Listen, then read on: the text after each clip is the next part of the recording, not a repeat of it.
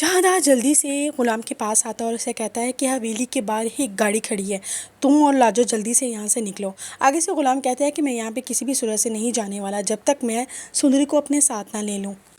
आगे से जहांदार जवाब देता है कि पहले तुम अपनी हालत तो देख लो, क्या तुम्हारी हालत होगी। अगर बादशाह को पता चल गया वो यहाँ पे आ गया तो वो तुम्हें नहीं छोड़ेगा। जहांदार उसे कहता है कि तुम परेशान ना हो, मैं तुमसे वादा करता हूँ कि मैं सुंदरी को तुम तक पहुँचा दूंगा।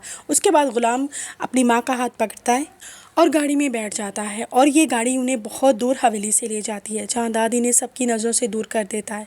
दूसरी तरफ सुंदरी वो गुलाम के लिए बेहद परेशान है। अगले दिन सुबह वो खुर्शीद के कमरे से बाहर निकल जाती है। वो छुपकर गुलाम के क्वार्टर तक जाती है। वहाँ पे जाके लाजो को और गुलाम को आवाज़ें देती है, लेकिन वहाँ पे कोई भी नहीं होता। वो बहुत ज़्यादा परेशान हो जाती है। उसके बाद उसे वहाँ पर गुलाम का एक ख़त मिलता है, जिसे वो खोलती है और पढ़ती है, जहाँ पे गुलाम ने कहा होता है। वो उसे कहता है कि सुंदरी मैं तुम्हें बहुत जल्द यहाँ से ले जाऊँगा, तुम परेशान मत होना। वो गुलाम का लंबी लेटर पढ़ रही होती है कि वहीं पे बादशाह आ जाता है। वो जैसे ही सुंदरी को गुलाम के क्वार्टर में देखता है और उसके हाथ में और वो ख़त भी पढ़ लेता है। उसके बाद उसे इतना ज़्यादा गुस्सा आता है, वो सुंदरी का हाथ पकड़कर उसे ज़बरदस्ती वहाँ से घसीटता हुआ हवेली ले जाता है। उसी वक्त खुर्शीद वहीं पे आ जाती है। वो एक ज़ोरदार थप्पड़ बादशाह के मुंह में मारती है और कहती है कि मेरे होते हुए मेरी बेटी के साथ इतना बड़ा जुल्म कोई नहीं कर सकता। आगे से गुलाम कहते हैं कि मैं अभी के अभी इसके साथ निकाह करूँगा और गुलाम को अपने हाथों से मार दूँगा। ये अल्फाज कहने के बाद वहाँ से बादशाह चला जाता है। उसके बाद सुंदरी बेहद परेशान हो जाती है। वो जल्दी से गुलाम के साथ कांटेक्ट करती है और उसे कहती है कि प्लीज़ तुम मुझे यहाँ से ले जाओ, नहीं तो बादशाह मेरे साथ निकाह कर लेगा। गुलाम जैसे ही सुंदरी की बात सुनता है वो बेहद परेशान हो जाता है। वो उसे कहता है कि तुम परेशान मत हो।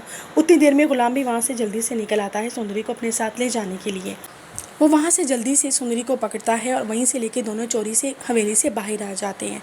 थोड़ी ही देर बाद बादशाह निकाह खान को अपने साथ लाता है और खुर्शीद को कहता है कि आप जल्दी से सुंदरी को तैयार करके बाहर ले आएँ। आगे से खुर्शीद कहती है सुंदरी तो हवेली में नहीं है।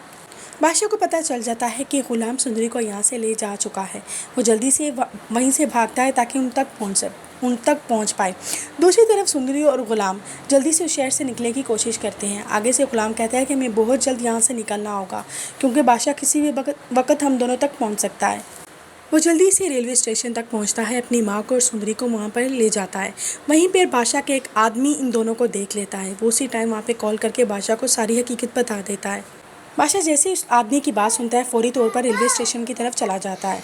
वो जैसे ही रेलवे स्टेशन पहुंचता है वहाँ पे सुंदरी, लाजो और गुलाम खड़े हुए होते हैं।